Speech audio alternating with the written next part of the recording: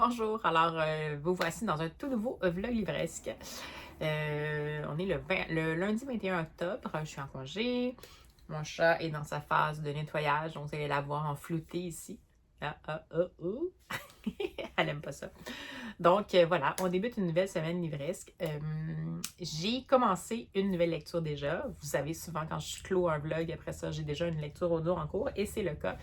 J'ai décidé de donner une chance à un livre que j'étais, une série que j'étais pour potentiellement retirer de ma bibliothèque à lire, là, qui est dans ce coin là-bas, non, l'autre côté. Ouch! Bon, je savais pas que je vous le montre ici. Qui est là depuis très longtemps. J'ai ça depuis peut-être 2014-2015, je pense, 2016. Et puis, ça m'a toujours fasciné, mais c'est un genre un peu plus absurde, fantastico-absurde. Puis des fois, même si ça m'intéresse, je sais pas trop si je suis capable de faire le saut. Et j'ai décidé de le faire. Donc, je vous parle ici du premier tome de la série des Ironmonger. Donc, en anglais, c'est Heap House. Je vais vous cacher ma face. Voilà. Heap House. Et c'est de Edward Carey. En français, la traduction a été faite et ça s'appelle Le Château, donc le tome 1. Et c'est vraiment été traduit au complet. C'est-à-dire que même le titre, en fait, de la trilogie a été traduit. Donc, plutôt que Ironmonger, c'est Ferrailleur. Ils ont traduit même, je pense, quelques noms. Donc, je suis toujours un peu moins à l'aise avec ça, mais c'est pas grave. Juste vous dire, ça a été traduit. Les 3 tomes existent, mais je pense que maintenant, ils existent seulement chez Pocket ou livre de poche, je me souviens plus, mais en format poche, bref. Alors, je voulais 4e de couverture. Je me suis dépêchée. Je l'ai lu en diagonale pour être sûre que j'allais pas me faire divulgacher parce que des fois, c'est un petit peu trop long. Mais là, c'est assez court puis ça va vous donner un petit peu une idée. Je voulais aller en français. Mais bon, en anglais, c'est sûr qu'il y a une terminologie qui est différente. Ça me fait un peu penser à quand ils ont traduit, par exemple, Harry Potter. La terminologie en tant que telle qui est liée au monde, dans le fond, des sorciers. Et les termes sont pas les mêmes en français et en anglais. Puis c'est correct. Mais des fois, je me demande toujours pourquoi on fait la traduction à ce point-là. Mais bon, c'est pas grave, c'est un autre débat. Alors voici pour la 4e. Au milieu d'un océan de détritus composé de tous les rebuts de Londres se dresse la demeure des ferrailleurs. Le château, gigantesque puzzle architectural, abrite cette étrange famille depuis des générations. Selon la tradition, chacun de ses membres à la naissance se voit attribuer un objet particulier qui le suivra toute sa vie. Claude, notre jeune héros, a un don particulier. Il est capable d'entendre parler les objets. Tout commence le jour où la poignée de porte appartenant à la tante Rosamode disparaît. Les murmures des objets se font de plus en plus insistants et dehors une terrible tempête menace. Voici qu'une jeune orpheline se présente à la porte du château. Alors, ça vous donne un petit peu une idée. Et voilà, donc je suis là-dedans. J'ai commencé en livre audio, c'est très, très intéressant avec un narrateur qui parle très lentement parce que c'est quand même conseillé, je pense, comme de l'ado. Je pense qu'il a gagné un prix pour Best Teen Book en 2014. Voyez-vous, ça vous donne un petit peu une idée. Mais je sais pas jusqu'à quel point là, je vais avancer. Puis c'est peut-être juste parce que c'est un peu glauque que ça s'adresse un peu à du jeune adulte. Mais à mon avis, même peut-être à partir de 12 ans, on peut lire sans problème. Et donc, j'ai commencé à lire et je le mets en vitesse 1.2, ce qui est assez rare. Parce que d'habitude, j'écoute tous mes livres audio en vitesse régulière. Oui, oui, je sais, je suis assez rare, mais moi, ce que j'aime du fait que ce soit en livre audio, c'est au-delà du fait que je peux poursuivre ma lecture quand je suis soit en déplacement ou que je marche ou que je fais d'autres actions de la vie quotidienne. En fait, c'est le travail de jeu de l'interprète qui fait la voix ou les interprètes qui font les voix. Donc, je ne vois pas trop pourquoi je l'écouterais en vitesse 2 ou 1.5 alors qu'on entend juste comme quelqu'un qui parle comme un chipmunk parce que c'est trop rapide. Ça, c'est juste moi. Mais c'est pour ça que moi, quand je lis des livres audio, c'est pas nécessairement plus rapide. C'est juste que ça me permet d'utiliser plus d'heures de ma journée qui n'auraient potentiellement pas été utilisables autrement qu'en faisant des actions comme, par exemple, conduire, à lire aussi. Donc, voilà. Voilà pourquoi j'écoute en livre audio. Tout ça pour dire que je suis rendue à la page 76 sur 405. Donc, c'est quand même une bonne brique. Et il y a aussi 2 autres tomes. Là, je vais voir. À date, j'accroche quand même bien. Donc, j'étais vraiment pour l'enlever. J'ai failli l'enlever au dernier ménage de bibliothèque que j'ai fait. Là, finalement, je l'avais gardé.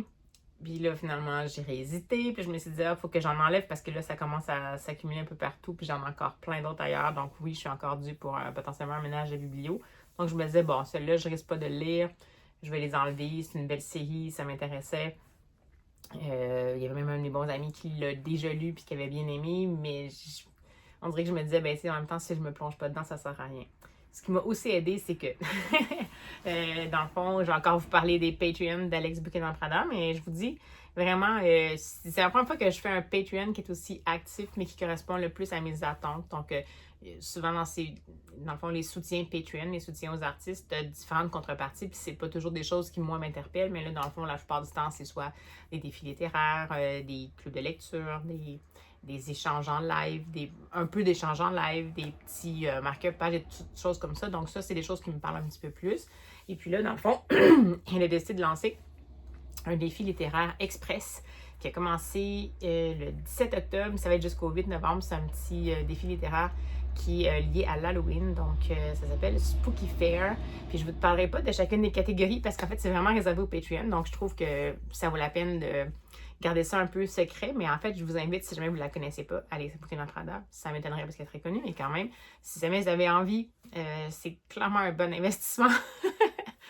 Et c'est très chouette. Donc, c'est encore un petit défi littéraire. Il y a quand même beaucoup de catégories. Là, c'est pour genre les 21 prochains jours, puis il y a 12 catégories. Donc, je ne suis pas sûre que je vais y arriver. Mais c'est évidemment en lien avec des thèmes grinçants, des thèmes halloweenesques, halloweenesques. Puis, ben, celui-là était quand même pas mal dans ces eaux-là. C'est comme du fantasy glauque un peu, ou peut-être à la limite du steampunk, là, je dirais. Puis, voyez-vous, voyons, je vais le dire. Il le compare à On London de Shiena Mayville. Et j'avais tellement aimé ça. Si jamais vous avez jamais lu ça, Shiena Mayville, je pense que c'est L'ombre en français, il me semble. Mais c'est excellent. Puis c'est dans le fond, c'est comme un peu un moment où il y a le Londres et il y a le Under Londres, donc l'envers de Londres qui est un peu plus grinçant et tout ça. Puis c'est évidemment des gens qui sont un peu coincés dans la circulation entre les deux et tout. Donc j'avais vraiment beaucoup aimé ça. Puis c'est vrai qu'a priori, ça me fait un peu penser à ça comme dynamique. Puis là, ben voyez-vous, je ne l'avais pas encore ouvert en papier, mais tu sais, la version papier est super aérée. Parce que, ben, évidemment, c'est une technique. C'est comme c'est destiné à un public ado, c'est ça. Puis il y a aussi des dessins de l'auteur. Donc Edward Carey, il était connu plus pour, je pense, plus récemment, avec son livre Little, je pense que c'est Petite tout simplement en français, qui racontait la biographie romancée, je crois, de Madame Tussaud. Il me semble que c'est ça. Mais c'est ça, donc c'est un auteur, mais c'est aussi un illustrateur. Voyez-vous, c'est un petit peu, ça faisait penser à Edward Gorey. Si vous ne le connaissez pas, je vous en parlerai un jour, mais ça ressemble un petit peu à ça à l'intérieur. Donc, il n'y a pas des illustrations à chaque page, mais il y en a quand même pas mal. C'est très glauque. Peut-être penser aussi peut-être à pas Prospérine, j'ai Prospérine virgule point en tête, à Pérégrine et les enfants particuliers, Miss Pérégrine et les enfants particuliers. Donc, c'est pas que c'est pas la même dynamique, mais au niveau de l'ambiance visuelle, ça fait un peu penser à ça. Donc, lecture en cours. Et puis, ben, je verrai pour la suite de la semaine. Peut-être que pour le fameux défi littéraire, comme je n'avais pas nécessairement le temps de lire des romans à chaque fois, je vais peut-être essayer. J'ai vraiment beaucoup de romans graphiques qui m'appartiennent, romans graphiques ou albums, il y en a même qui sont cachés par là, que j'avais acheté parce que je voulais le découvrir, puis que j'ai pas vraiment pris le temps de lire. Donc peut-être que je pourrais me faire un défi littéraire 100% graphique. Je pourrais essayer de faire ça, parce que cette fois, ça serait réaliste. Je pourrais quand même lire des romans pendant cette période-là, mais ça me ferait quand même découvrir plein de trucs. Ce serait peut-être plus... Ouais. Bonne piste. Alors, sur ces bonnes paroles et sans plus tarder, ben, comme j'avais de faire un super long segment, on ne peut pas dire qu'on se lance ça, mais disons, allez, on poursuit le tout.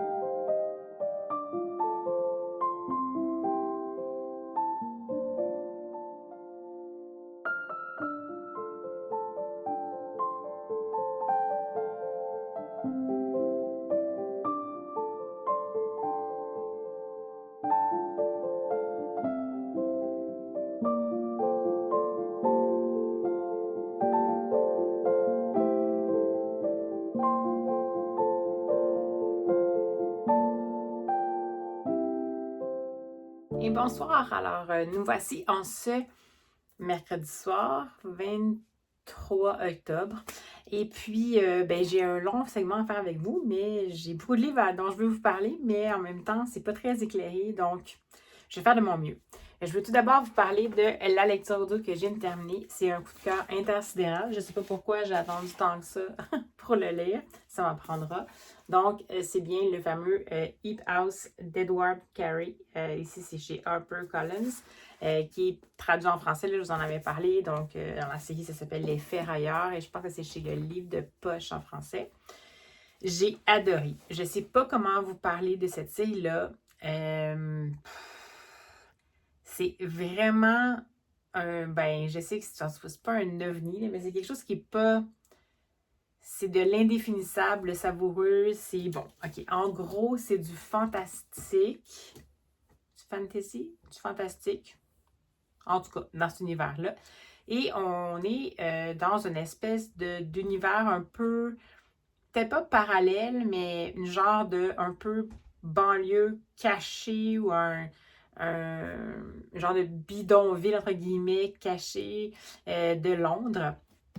Et comme je vous disais, c'est la famille Ironmonger, donc, qui règne sur, en fait, tout ce qui est détritus, récupération de détritus, particulièrement de la ferraille, mais toutes sortes de choses. Et c'est comme un empire un peu qu'ils ont développé depuis de nombreuses années aux grandes dames de tous les gens qui voulaient essayer d'avoir ce monopole-là à Londres. Et ils sont devenus une espèce de dynastie de la ferraille. Et donc, Ironmonger, et ils se reproduisent entre eux. Et ils ont éventuellement, c'est pas une famille qui est très douce, c'est une famille qui est très bonne en affaires, donc qui est plutôt intransigeante, puis qui n'hésite pas à abuser des autres pour que ça avance mieux pour eux. Donc, c'est pas nécessairement une famille d'emblée qu'on a le goût d'aimer. Et qui vont, entre autres, avoir recruté finalement des gens qui habitaient un peu déjà proches peut-être des dépotoirs ou des endroits où il y avait des dépôts justement de déchets. Et ils ont recruté pour qu'ils soient leurs serviteurs. Et ils ont trouvé une façon de les rendre dociles en leur faisant absorber une substance qui semble être un peu comme de la poussière de Londres, puis quelque chose, mais qui fait qu'ils oublient en fait qui ils étaient avant. Je ne peux pas vous parler de tous les rouages parce qu'il y a quand même plusieurs rouages qui sont en ligne de compte. C'est un monde qui est super bien construit, qui se construit hyper lentement. Mais bon, quand même. Donc, on a ça. On va suivre dans la famille Ironmonger, le fameux Claude, qui est en fait Claudius, mais il se fait vraiment appeler Claude, comme ça. Et qui, lui, a l'air un peu d'être un être particulier dans cette famille-là. C'est-à-dire qu'il a toujours été considéré comme quelqu'un qui était malade, fallait faire attention. Son père est mort super tôt, puis ça a fait mourir sa mère. Puis là, il est comme un peu, il est orphelin, en même temps, il est au sein de la famille. Puis, il est un peu bizarre, parce que, bon, dans cette famille-là, étant donné l'espèce de dynastie qu'ils ont de ferraillerie, dès qu'un enfant naît, on lui remet un objet, qui c'est son objet de naissance, puis il doit toujours l'avoir avec lui en tout temps. Donc, Claude, lui, il fait partie quand même de la famille parce qu'on lui a remis un objet à sa naissance. C'est un bouchon de bain. Il est bien content d'avoir un bouchon de bain. Mais Claude, lui, c'est que non seulement, c'est sûr, il voit bien que c'est un objet de naissance, mais lui, il entend ce que les objets de naissance de tout le monde disent. C'est-à-dire que chaque objet de naissance semble avoir un nom. Puis lui, à chaque fois qu'il rentre dans une pièce, il va entendre le nom de tous les objets de naissance qui sont là en ce moment. Donc, il y a comme vraiment un don particulier. Donc, on va suivre Claude, qui est un peu une espèce de paria dans la famille. Il a l'air à quand même vivre ça relativement bien.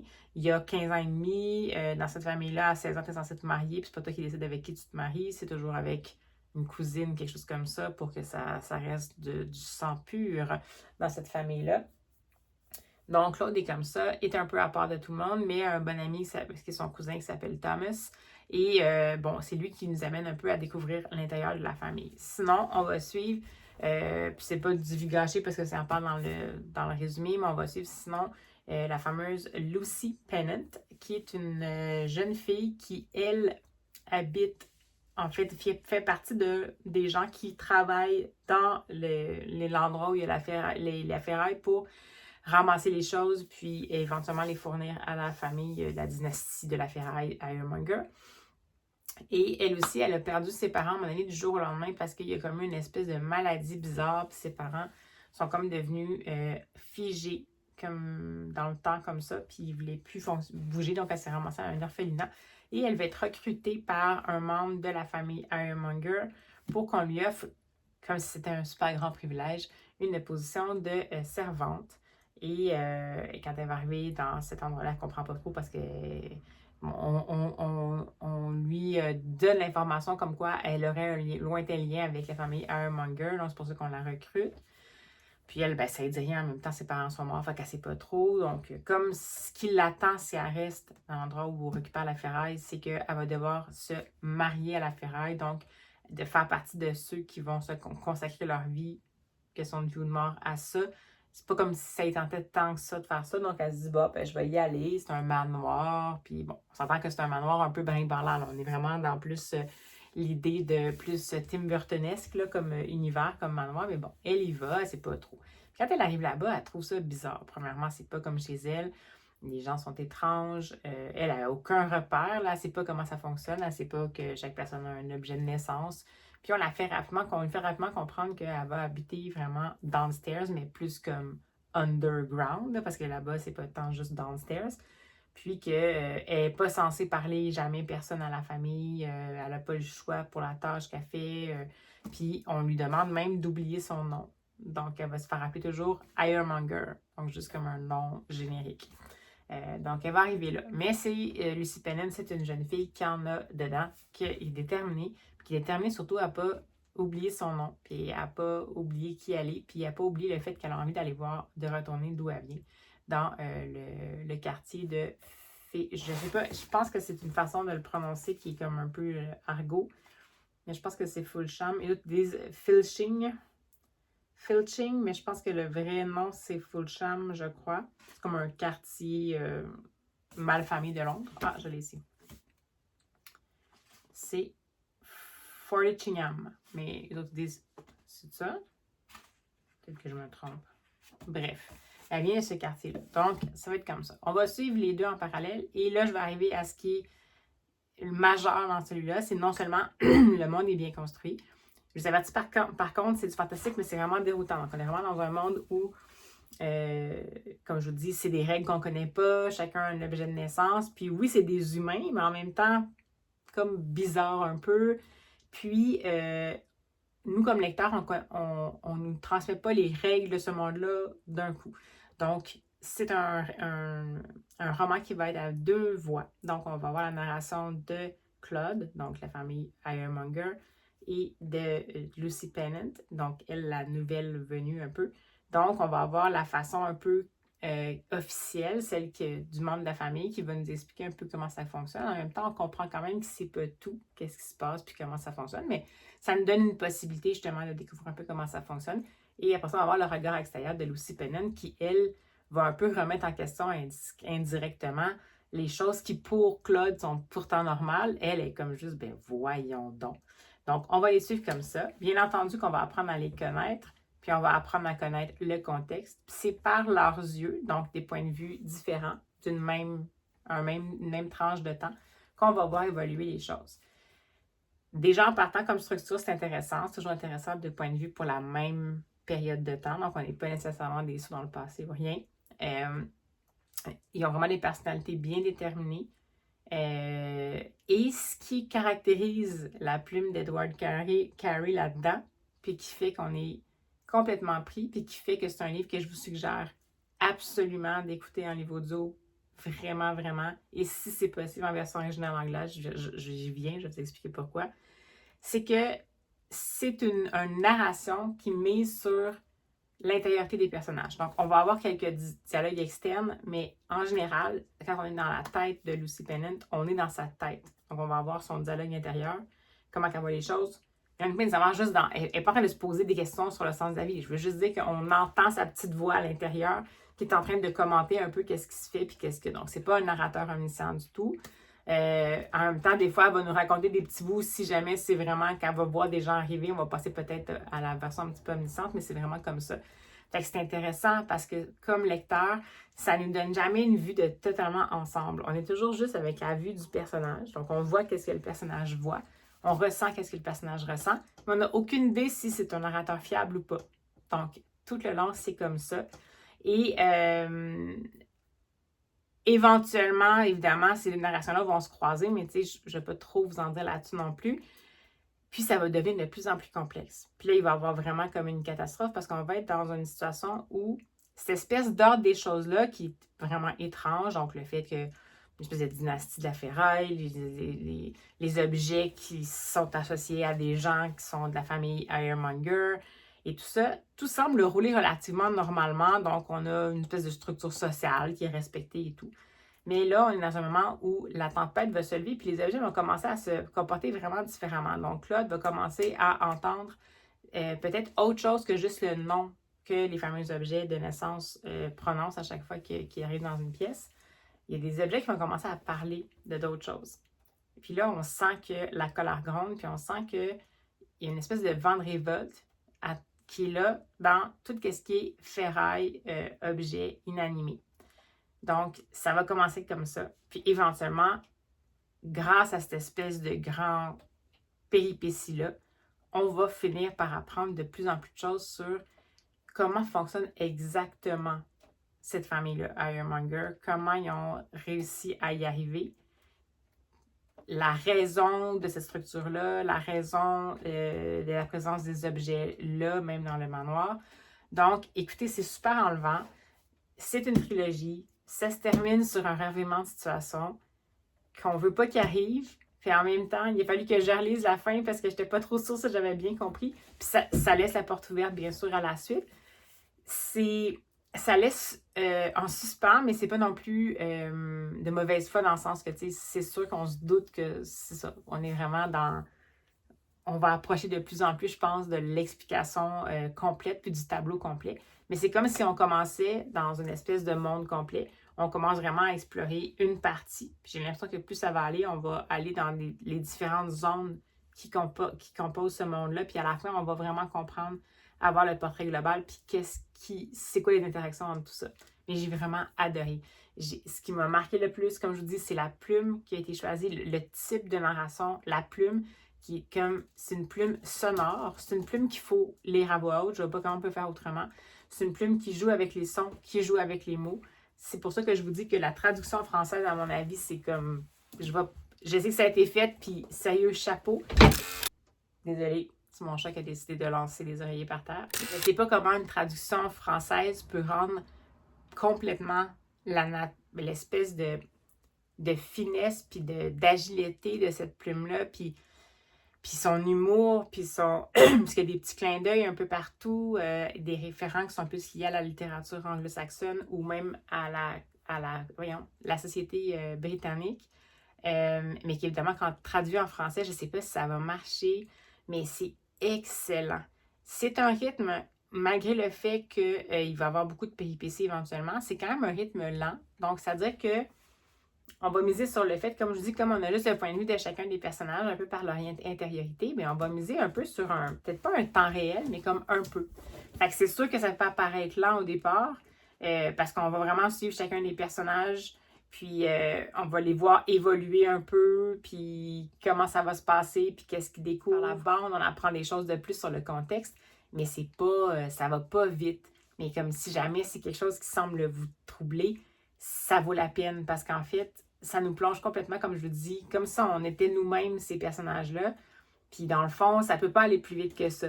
Donc, puis c'est un monde quand même qui semble être assez complexe finalement. Donc, on est bien content que ce rythme-là ait été choisi. Donc, vraiment, complètement un coup de cœur. Vraiment, genre, je sais pas, ça fait des années que je pense que j'ai pas eu un coup de cœur comme ça. Vraiment. Je sais pas combien de fois je dois dire vraiment, mais, hein, n'est-ce pas? Donc, voilà, boudez pas votre plaisir. Heap House, c'est le premier tome de la trilogie Ironmonger. Après ça, c'est Fulsham, je pense. Fulsham, puis London, je pense, après. Donc, ça a été traduit les 3 tomes aussi en français. Donc, écoutez, avec comment ça se termine, c'est sûr que j'ai envie de savoir qu'est-ce qui va se passer. Je me demande si je vais pas saisir l'opportunité au vol de peut-être en lire. Je sais pas si je vais en lire un par semaine. Je vais pas non plus m'étonner, mais j'ai vraiment le goût de savoir qu'est-ce qui va se passer. J'ai pas le goût d'attendre trop pour perdre vraiment l'état dans lequel je suis là. Peut-être que je pourrais en lire un par 2 semaines. Puis ça fait pas mal dans mon petit défi dont je vous parlais, le Spooky Fair d'Alice Buchanan-Prada. Même si je ne l'ai pas mis dans ma pile à lire, ma pièce à lire, c'est quand même un livre qui fait tout à fait dans l'ambiance halloweenesque. Mais voilà. Donc, super coup de cœur. Super long segment. Mais bon, je voulais quand même vous en parler. Sinon, j'ai eu l'opportunité de faire plusieurs lectures courtes. Donc, je vais vous en parler un peu en rafale. Puis, je crois que je vais vous mettre... Moi, je vais essayer de m'installer comme il faut, là. Je vais vous mettre un peu, peut-être, des visuels que j'ai pris. C'est très rapide. J'ai eu l'opportunité de lire la bande dessinée que j'avais vu passer en Europe, vraiment avec beaucoup de bonnes recensions. Ça s'appelle Balle aux pieds, c'est le tome 1 et c'est de Liliane et les deux pareils. Liliane et les deux pareils, donc Liliane scénario et les deux pareils illustration. Et c'est chez Glénat. Je vous lis la 4e. Bah, non, franchement, je peux vous résumer. Donc, on va suivre Alexandra qui a 11 ans, qui adore jouer au soccer et qui, à un moment donné, en fait, rapidement, va, dans un concours de circonstances, malheureusement, vouloir sauver une des filles qui était venue un peu pour regarder qu'est-ce qui se passait à son club de soccer, qui la défie un peu. Puis, elle va lancer le ballon dans la rue. Cette fille-là va aller la chercher. Puis, il y a un camion qui s'en vient. Donc, la fameuse Alexandra va se dépêcher d'aller pousser la fille loin du camion pour pas qu'elle se fasse blesser, mais finalement, c'est elle qui va recevoir le camion, va lui rentrer dedans. Et elle va se réveiller et malheureusement, ils vont avoir dû effectuer une amputation partielle de sa jambe, une de ses jambes. Donc, elle ne peut pas rejouer au soccer maintenant. Puis c'est vraiment sa vie. Donc, on va la suivre dans justement comment elle va essayer de remettre les choses en perspective, puis essayer de voir qu'est-ce qu'elle va faire pour la suite. Puis, si je vous rappelle, c'est une fille de 11 ans, donc pour n'importe qui, ça ne doit pas être évident, imaginez pour elle. Puis, on va la suivre là-dedans avec sa famille qui est quand même super, tu sais, qu'elle supporte vraiment gros. Elle a un petit frère qui est comme son fan numéro 1. Puis, j'ai vraiment beaucoup aimé ça. C'est pour un public jeune parce que c'est sûr qu'il y a quand même beaucoup de messages positifs qui sont qui sont pas très cachés. Puis même si vous savez que j'aime pas tellement ça quand c'est pas très subtil, les messages positifs, je pense que dans ce cas-là, ça a sa place. Ça va quand même assez vite, mais ça reste une BD jeunesse, donc c'est sûr qu'on la voit en fait reprendre les rênes un peu de sa vie, parce que c'est quelqu'un qui a quand même du caractère et de la détermination assez rapidement, puis essayer justement de voir est-ce qu'avec ce qu'elle a maintenant, ça l'empêche complètement de faire du soccer ou pas? Qu'est-ce qu'elle veut faire? Donc, on va la suivre là-dedans. On va la suivre un peu en réadaptation, puis les choix qu'elle va faire pour essayer justement de rester impliquée.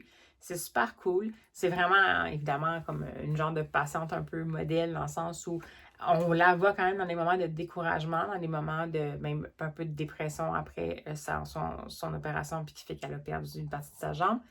Mais on va surtout voir le fait qu'elle décide de ne pas se laisser abattre, puis elle décide de trouver des façons de un peu comme vivre avec ça plutôt que de vraiment juste se lamenter. Donc, j'ai vraiment beaucoup, beaucoup aimé ça. Mais comme je vous dis, c'est pour un public jeune. Donc, moi, j'ai pris vraiment dans l'optique que c'est pour un public peut-être plus comme 9-12 ans. À façon, elle a 11 ans, donc...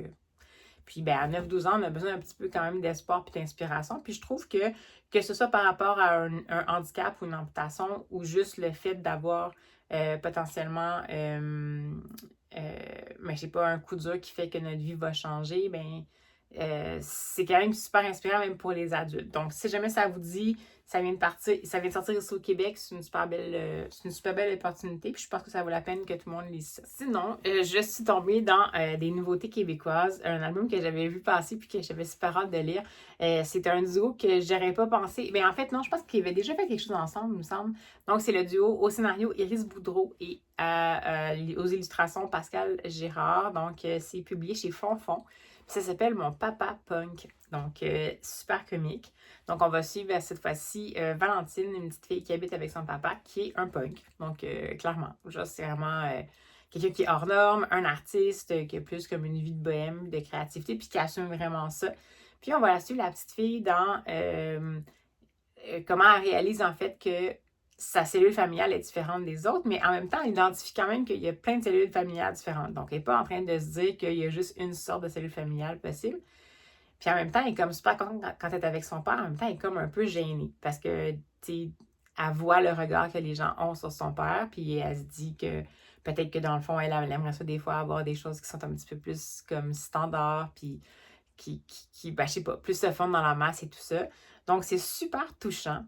C'est vraiment chouette. On a quand même une bonne partie, justement, de la petite fille qui est comme contente, mais en même temps qui a comme vraiment le goût de rentrer dans le moule.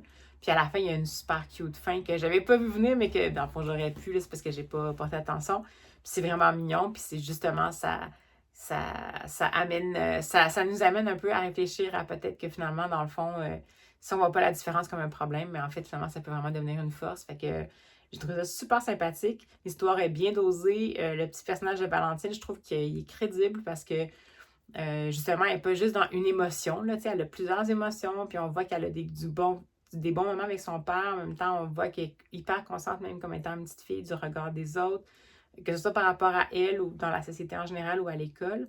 Puis les dessins de Pascal Girard, je trouve que ça fait vraiment gros. Puis c'est le fun, son papa punk, quand il chante le soir des chansons, mais on voit qu'il y a une guitare électrique avec un ampli, genre, fait que c'est vraiment drôle. Fait que c'est vraiment mignon, puis ça vaut la peine. Ben, mignon dans le sens que, oui, la petite fille est mignonne, mais en même temps, c'est des choses quand même qui sont intéressantes à aborder. C'est québécois, c'est tout nouveau, ça sort un peu des ornières, donc je trouve ça super chouette. Donc, allez-y donc, pour mon papa punk. Ensuite, on reste un peu dans le québécois. J'ai lu... Attendez un petit peu, je suis comme un peu pognée. Puis c'est quand je m'installe ici, je suis pas vraiment... le soir, c'est l'endroit où c'est la moins pire place pour la luminosité. Fait que je m'installe ici, mais bon. Voilà, j'ai plus de latitude, ça va mieux. Ensuite, j'ai lu Firmin n'est pas un chien. Et ça, c'est chez Monsieur Ed. Est-ce que ça se peut? Chez Monsieur Ed, donc un album jeunesse. Et c'est de Esme Shapiro et Daniel Newell Kaufman. Donc, potentiellement, j'imagine, une traduction. Et voilà, c'est chez Monsieur Ed. Puis, on va suivre dans ce livre-là, qui est quand même un album bien dodu, c'est plus que 32 pages. On va suivre Belette, qui est un jeune qui écrit un camelot, puis il passe ses journaux. Puis, il est dans une ville où est-ce qu'il connaît bien, tu sais, sa ronde, puis il connaît toutes les maisons devant lesquelles il passe, puis il sait que devant telle maison, mettons, les gens laissent toujours la lumière ouverte, les autres, ils veulent toujours arroser les plantes, puis tout ça. Maintenant, c'est un petit garçon, c'est un petit camelot curieux. Je sais même pas si c'est un garçon, puis c'est pas important, là, c'est Belette. Donc, Belette est curieux. Puis, il arrive devant une maison, puis il trouve que la maison est un peu spéciale. Il y a comme une arche. Quand on rentre, c'est comme en os. Il y a plein de trucs qui font un peu penser à l'univers des chiens. Puis là, à un moment donné, le Belette, il dit, viens là, peut-être que c'est un chien. Puis là, il en parle à son ami. Puis là, c'est Pam Pam, je pense, son ami. Pam Pam, je pense. Puis là, c'est pas nécessairement un chien parce que, genre, il y a un arche en os. Elle va vraiment jouer l'avocat du diable. Elle va toujours dire comme, ben, c'est pas parce que, mettons, il est habillé comme ça ou parce qu'il y a ça à l'extérieur de sa maison ou que c'est ça ses habitudes que c'est un chien. Puis, éventuellement, Belette va finir par savoir si c'est un chien ou pas. Puis, dans le fond, ce qu'on va comprendre, évidemment, c'est qu'il faut aller au-delà des apparences, mais c'est super chouette, c'est vraiment bien fait. C'est un peu à structure répétitive parce que c'est sûr que, dans le fond, Belette va reconnaître va identifier à chaque fois des indices qui pourraient nous faire dire que c'est un chien ou pas. Puis nous, on est comme, ben oui, peut-être que c'est un chien. Puis jusqu'à la fin, on se demande si ça va être un chien ou pas. Puis je vous dis pas si c'est un chien. Vous allez juste lire le livre. Mais c'est ça, évidemment, ça joue sur le fait, comme je vous dis, sur le fait que, dans le fond, il ne faut juste pas s'arrêter aux apparences, mais même à la fin, la dernière image est sans texte, puis ça rajoute une petite couche aussi à ça. Donc, j'ai trouvé ça très bien fait, super habile. Illustration un petit peu moins dans mon style, mais pleine de détails. Donc, je trouve ça intéressant pour les enfants. Je pense qu'on peut vraiment regarder ça en famille, regarder qu'est-ce que les images nous font penser. Est-ce qu'on pense que ça va avoir un impact sur la suite des choses? Puis, j'ai trouvé ça super drôle que le camelot s'appelle Belette parce que, en tout cas, dans le fond, pour moi, une belette, c'est comme un animal curieux. Donc, j'ai trouvé ça mignon. J'imagine que c'est pas pour rien qu'ils l'ont appelé belette, là. Alors, Firmin n'est pas un chien. Une belle petite nouveauté aussi à découvrir, un peu en forme d'enquête, un peu rigolote, avec une petite leçon, mais, comme je vous dis, très bien, tout en douceur, là, pas dans ta face. Sinon, j'ai lu, oui, je sais, il y en a vraiment beaucoup. J'ai lu Le sourire de Suzy d'Anne Craé et c'est chez, je sais pas c'est chez qui. Chez Cote. Et ça aussi, c'était vraiment touchant. Le sourire de Suzy, vraiment touchant. C'est l'histoire de Suzy, qui a perdu son sourire. Donc, dans le sens qu'elle n'a pas de bouche, elle a comme plus une face, mais elle a rien. Et évidemment, ça la met comme vraiment mal à l'aise. Les gens n'ont pas de bouche, pas rien. Puis éventuellement, ben, les gens lui demandent si ça va, mais elle, dans le fond, ce qu'elle a décidé de faire, c'est de se dessiner toutes sortes de sourires qui peuvent faire à toutes les situations. Donc, les sourires qu'on fait, je sais pas, un sourire qui dit ou un sourire qui dit comme un petit sourire en coin, un grand sourire d'éclat de rire. Puis, à chaque fois qu'elle est dans une situation où ça demande qu'elle ait un sourire, ben, elle va s'en mettre un. Puis comme ça, ben, en fait, pour tout le monde, ça donne l'impression que ça va bien. Donc, elle les a découpés dans le papier, elle s'est arrangée pour que ça marche et tout ça. Puis un jour, il va avoir un grand coup de vent.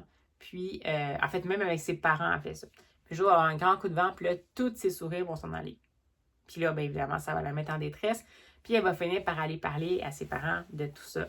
Puis évidemment, ils vont la rassurer en disant que ben, elle n'est pas obligée de se forcer à avoir le sourire si elle a perdu son sourire, qu'il aime qu'elle ait un sourire ou pas. Donc évidemment, quand on est au premier degré, deuxième degré et tout ça. Mais c'est tellement touchant, puis ce que j'ai adoré, c'est que c'est une composition graphique qui est comme un peu en découpage. Donc, on a du dessin, mais on a aussi comme des yeux collés, des parties un peu comme si ça avait des revues. Puis je trouve que ça fit tellement, puis évidemment que ça aborde des sujets peut-être un peu sombres. Donc, on ne sait pas si la petite fille, c'est parce qu'elle est triste ou parce qu'elle est comme en dépression ou peu importe, mais on comprend que elle n'a pas envie de sourire. Ça peut être parce qu'elle n'a pas envie de dire des choses, mais ça peut être aussi parce que c'est juste qu'elle n'a pas nécessairement un enthousiasme grand. Donc, j'ai trouvé que c'était tellement bien amené. C'est super court, c'est super efficace. L'univers visuel, il est comme très sobre, très quand même lumineux dans les circonstances, puis un peu ludique parce que justement, le fait que ce soit monté avec des bouches découpées et tout ça, puis des éléments découpés en collage, ça donne une espèce d'autre dynamique. Donc, sérieusement, puis ça, c'est pas nouveau, je pense que c'est une réédition, fait que si jamais vous avez la chance, peut-être que c'est déjà dans vos bibliothèques, là, si vous voulez lire, mais c'est super intéressant pour les adultes comme pour les plus jeunes. Puis je pense qu'évidemment, c'est un livre qui peut clairement être utilisé, là, genre au primaire, à différents âges pour essayer de justement, parce qu'on peut aller dans le deuxième sens et tout. Donc, excellent. C'est peut-être pas un coup de cœur, mais presque, on est vraiment sur un presque coup de cœur celui-là. Je dirais peut-être même que c'est un coup de cœur, mais comme c'est sûr que là, après moi, Ironmonger, je sais pas quoi vous dire, là, ça va être difficile d'aller à ce point, à ce niveau-là d'enthousiasme, mais bon. Et sinon, j'ai terminé par 2 lectures parce que j'étais curieuse de découvrir une collection, mais que je ne sais pas si c'est nouvelle parce que je pense qu'il y a 4 titres au total, mais c'est peut-être juste moi qui ne l'ai pas vu passer. Une nouvelle collection chez Héritage. Héritage, une des maisons d'édition qui, entre autres, font la collection unique dont je vous parle toujours, qui est la collection de comme poésie, mais genre en vers libre un peu, puis qui parle de réalités adolescentes qui sont pas toujours évidentes. Puis là, ben, en fait, il y a comme une autre collection. Je sais pas si c'est ça. Ouais, on dirait que c'est comme. Peut-être que j'ai pas vu les autres, mais c'est comme si on sorti 4 titres potentiellement d'un coup. En tout cas, j'en ai lu 2 de cette collection-là, qui est la nouvelle collection qui s'appelle Click, donc avec un K à la fin. Et de ce que je comprends, c'est que c'est une. J'ai pas lu, là, je suis pas allée sur le site de l'éditeur, mais c'est une collection de textes courts d'horreur. Ou en tout cas, d'épouvante, mettons. Pour moi, c'est de l'horreur parce que j'ai pas une grande tolérance. D'épouvante forte pour les 14 ans et plus, selon ce qui est indiqué là. Puis je suis d'accord.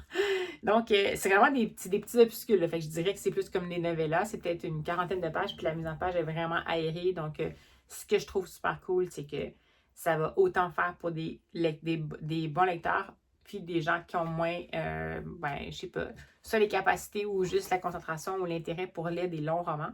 L'idée, c'est juste comme, justement, réussir à créer un moment comme ça d'épouvante en si peu de pages. Et ma foi, ça fonctionne. Donc, j'ai lu L'otage du temps de Marie Potvin et j'ai lu Les griffes de la forêt de Nicolas Aumet.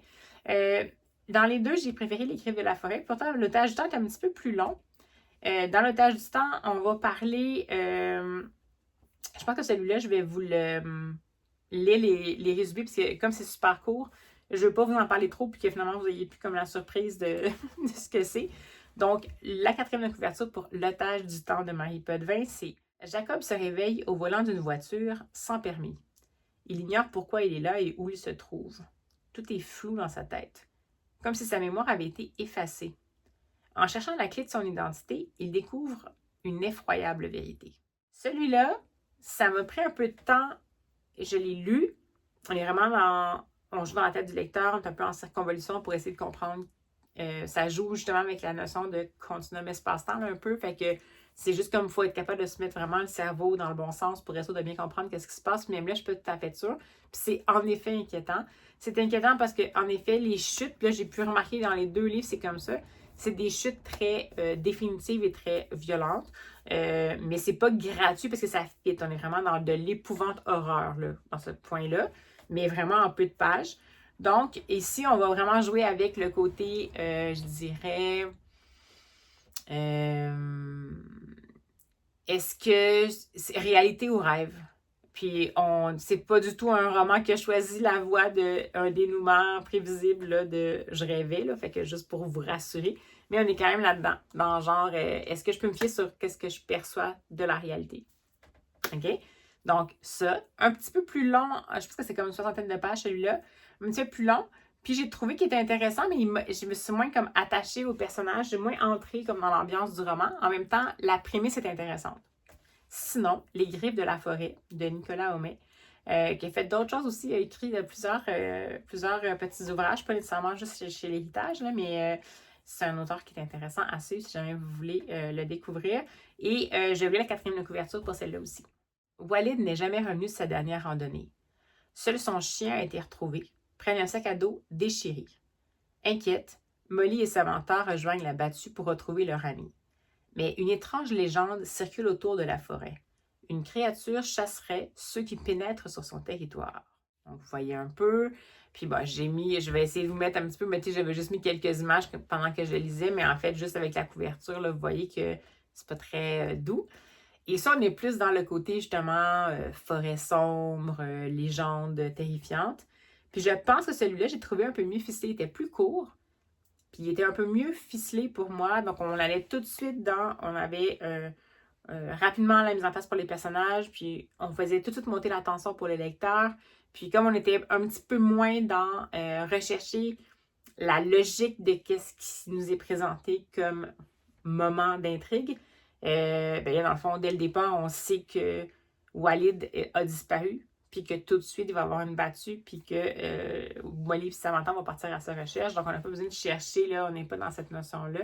On est vraiment plus dans le rapport à la fiction. Donc là, on est vraiment dans le rapport à la légende. Est-ce que c'est une légende? Est-ce que c'est une légende ou ça a des bases vraies? Et encore une fois, on a une chute bien dans ta face. Donc, encore une fois, là, on est vraiment plus dans l'épouvante. L'épouvante horreur, encore une fois, mais juste avec la fin. Dans les 2 cas, c'est juste la fin qui fait basculer un peu. Mais le premier de Marie Potvin, il était un petit peu plus...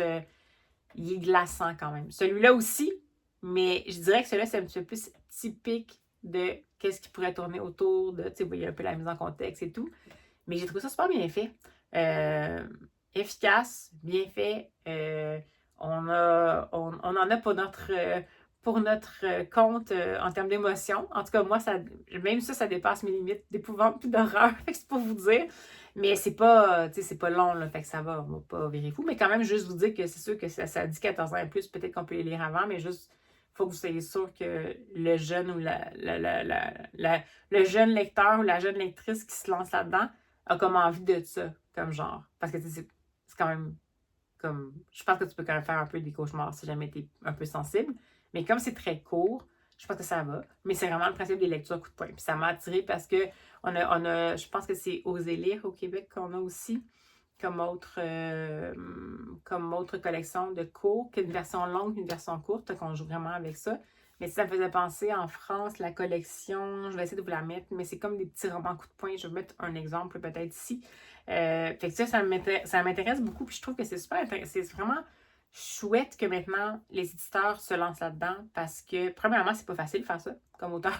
C'est comme faire ça en peu de pages puis arriver à plonger le lecteur dans la situation qui est un certain attachement au personnage ou en tout cas une relation, que ce soit détester ou aimer ou se sentir interpellé par les personnages.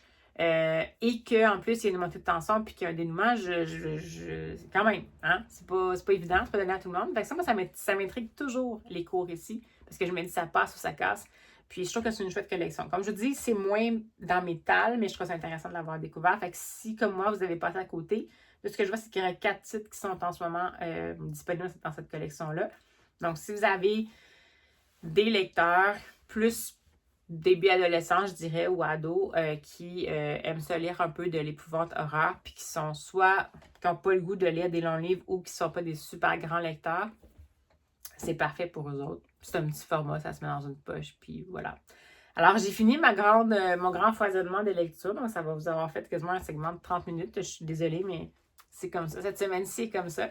Donc, c'était pas prévu, en fait, que je puisse lire ces livres-là, mais j'ai mis à profit ma pause repas pour faire des lectures. Donc, c'est pour ça que vous avez cette belle petite présentation-là. Puis là, ben, je sais pas, on est mercredi. Comme d'habitude, je vais me demander qu'est-ce que je vais faire, puis qu'est-ce que je vais lire. Après, mon tome mon fameux Hip House, mais je sais pas si j'ai envie de plonger dans d'autres choses tout de suite, mais bon, je vais voir ce que je vais faire. Puis, ben, je vous en reparle de toute façon dès que je me suis décidée. Mais avec ce que je vous ai fait là comme segment, je vais peut-être essayer de choisir comme une autre lecture, on verra, puis je vais voir si je vous en rajoute un peu, mais je veux pas que le vlog soit trop long non plus. Donc, allez, on se dit à bientôt.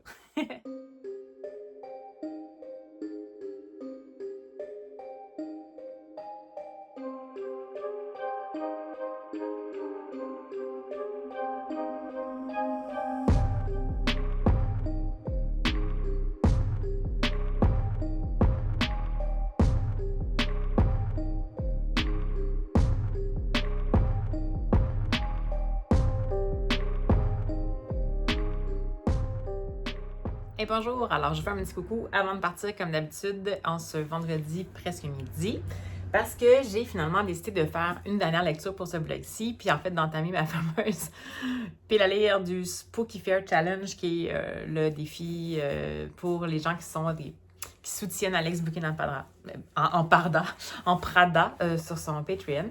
Donc, une de ces lectures-là, c'était un roman graphique que j'avais trouvé dans un endroit où ils vendaient entre autres des fanzines et plus de la BD underground ou auto-édité. Là, je pense pas que c'est une auto-édition, mais c'est un classique, semblerait, du roman graphique muet du début du 20e siècle. Donc, c'est ceci. Donc, Destin d'Otto Nuckel. Et c'est publié chez Ici-Bas.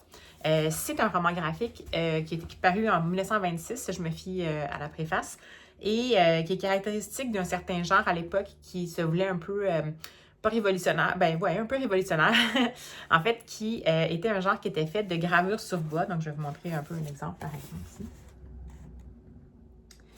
Donc, c'est des gravures sur bois, il n'y a pas de texte, et c'est vraiment une narration, un peu comme c'est presque comme un documentaire un peu ou un instantané d'une époque. Et c'est la caractéristique du mouvement qui était, semble-t-il, à la fin du 19e et au début du 20e, c'est que plutôt que de mettre en scène avant, ça se faisait, mais par exemple avec des nobles ou de la royauté, là, en fait, c'était toujours des gens qui venaient du milieu ouvrier. Et c'est le cas avec ce livre-là. On va suivre le destin d'une femme de sa naissance à sa mort, une femme qui est née dans un milieu ouvrier, dont les parents sont morts rapidement. Elle avait un père alcoolique, une mère qui faisait ce qu'elle pouvait. Et ensuite, on va la voir essayer de se débrouiller à travers sa vie, une vie qui l'a fait trébucher parce qu'elle est issue d'une classe sociale qui fait en sorte qu'à l'époque, non seulement elle est une femme, mais elle est issue d'une classe sociale qui lui met simplement toujours des bâtons dans les roues.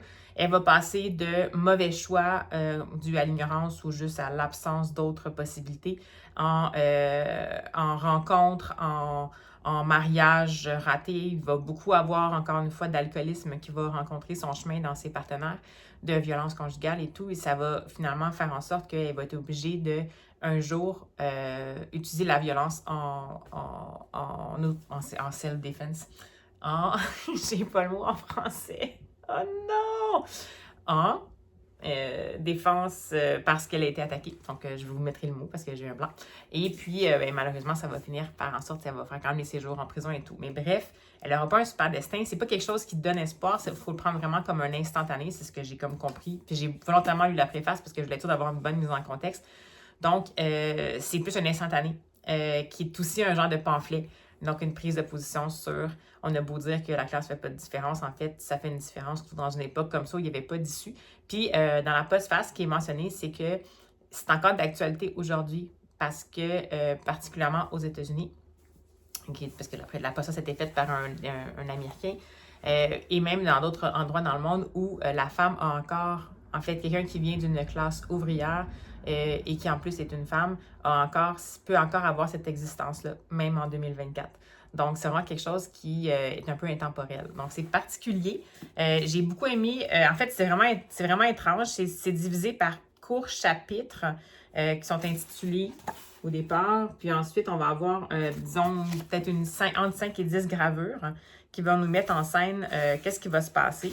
Par exemple, dans une des premières péripéties, dans ses premiers mauvais choix de vie, la femme, mais enfin, je ne mets pas le blâme sur elle, c'est juste que ça lui est arrivé d'en face, va finir par faire une action de désespérer, c'est-à-dire qu'elle va tomber enceinte sans le vouloir, et elle va finir par se débarrasser de son enfant parce qu'elle ne sait pas quoi faire d'autre, donc elle va le mettre dans la rivière et quelqu'un va la voir, donc elle va être arrêtée parce qu'elle aurait considérément, en fait, commis un crime.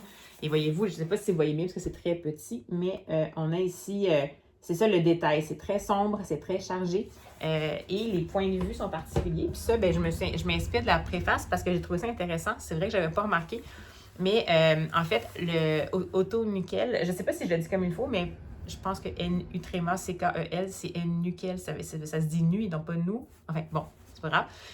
Donc, auto-nukel, il met volontairement le lecteur dans un rôle de un peu badaud. Donc, c'est comme si on va voir cet instantané-là de la vie, mais toujours comme un spectateur, donc comme quelqu'un à qui il manque des morceaux. Donc, on va voir, par exemple, ce moment-là, on va la voir, je sais pas moi, on va voir le lit des faits. On va comme comprendre potentiellement qu'il y a peut-être eu une relation sexuelle.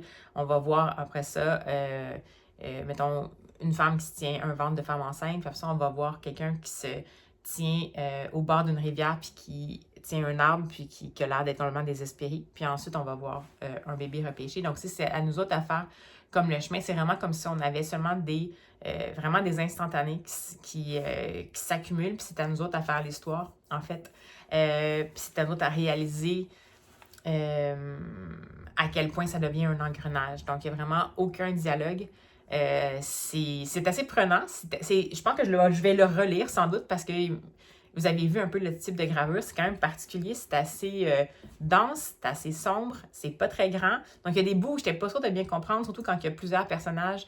Je ne savais plus qui était qui parce que comme il y a beaucoup, en fait, le malheur arrive pour elle beaucoup par le biais des hommes qui vont croiser son chemin puis elle va devenir sous leur emprise potentiellement.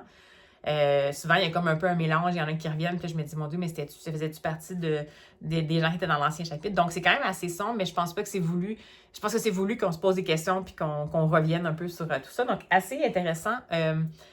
Ça vaut la peine de le découvrir. Je ne sais pas jusqu'à quel point ça se trouve facilement. Là, moi, je l'avais trouvé, comme je vous dis, dans une façon un petit peu une approche underground, mais comme ça a été fait en 1926, on approche potentiellement, ça fait déjà comme 70 ans. Je ne sais pas, Otto Nukel, il est décédé.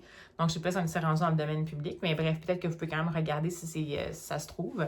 Là, moi, dans le fond, ici, j'ai la version Otto Nukel Destin, donc avec un titre traduit en français, mais j'imagine que ça s'est paru dans une autre langue au départ, donc peut-être que même vous pourriez le trouver potentiellement. Peut-être que ça a été traduit en anglais dans le sens où la préface et la postface sont en anglais, mais en tant que tel, c'est muet comme récit. Donc, ben voilà, c'est une découverte pas joyeuse, heureusement qu'il fait beau aujourd'hui, mais super intéressant comme travail. Et puis, gravure sur bois, c'est pas évident, je trouve. C'est pas souvent qu'on voit ce médium-là. Donc, ouais, vraiment heureuse d'avoir découvert ça et d'avoir enfin entamé mon fameux défi lecture. Parce que le temps avance et c'était ma première lecture sur les 12, mais bon, c'est tous des romans graphiques que j'ai choisis. Donc, oui, je vous suggère de jeter un œil là-dessus. Troublant. Il y a d'autres titres aussi qui sont, d'autres auteurs et autrices qui sont mentionnés, qui font partie un peu de ce mouvement-là, du comme roman graphique muet sous forme de gravure, qui met en scène un peu la société prolétaire, en fait, à l'époque, la partie de la société qui était prolétaire. Donc, voilà. Alors, sur cette bonne parole, ben, j'espère que ça vous a plu cette semaine-ci, c'était particulière. Un espèce de coup de cœur intersidéral dans un univers vraiment grinçant, une grosse moisson de graphiques puis d'albums, puis là, avec cette espèce coup d'œil un peu à la genèse, un peu, on dirait, du roman graphique, qui est super intéressante. Donc, j'espère que ça vous a plu. Est-ce que ça vous a donné envie de lire quelques-uns de ces titres-là? Si jamais vous en avez déjà lu des romans graphiques de cette période-là, donc début du 20e siècle, ben, j'aimerais ça que vous m'en parliez. Si jamais vous avez d'autres titres de ce mouvement-là dont on fait partie Auto Nickel, peut-être que je serais intéressée à en découvrir d'autres. Alors, n'hésitez pas à vous manifester en commentaire. Et évidemment, ben, d'ici à ce qu'on se revoit, ben, j'espère que vous allez avoir des superbes lectures. Puis nous, on se dit à la prochaine!